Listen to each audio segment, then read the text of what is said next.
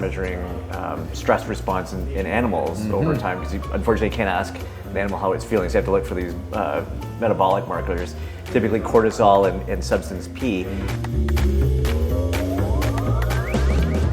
Hey Joris, I've been thinking about this concept of what we call CXM, continual, put in your blank, analyte monitoring over time.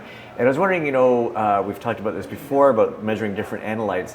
And I wonder if you can talk a little bit about the value in CXMing, measuring over time, as opposed to measuring static time points. Yeah, we see that more and more, especially linked to wearable devices, Right. Or, for example, glucose monitoring, that people want to have that value at any given point in time. They want to track that over time. Right. So we spoke about blood as a way to measure. Absolutely, the gold standard. And that is often a little bit difficult to do because you don't want to necessarily take new blood samples over time. Right. So one of the ways that people have got around that is to have samples sensors that link with the skin, and they have Right. a very flexible needle under the skin, or they can measure in the interstitial fluid just in that, under the skin, and have continuous measurements done there.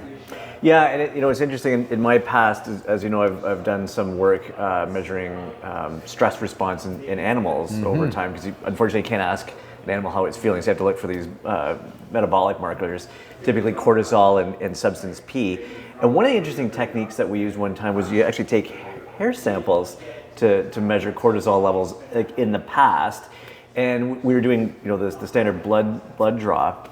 And interestingly enough, we had to always time it at the same time of day in the morning, because it would fluctuate over time. And I found that fascinating and really applicable to this continual monitoring that you really want to baseline it. For example, if we sampled in the afternoon, the data wouldn't match up, right? Yeah, absolutely. There's so many impacts on the data, from time of day to exactly if an animal has just been stressed, and that could obviously impact cortisol or other types of markers in the blood. You would have to, that all is kind of taken care of when you measure continuously, because you track that same patient or that same user continuously over time. Yeah, so real value for CXM. Yes, absolutely. Cool. All right, well, that's another episode of BioBreak. Have a great day. Have a great day.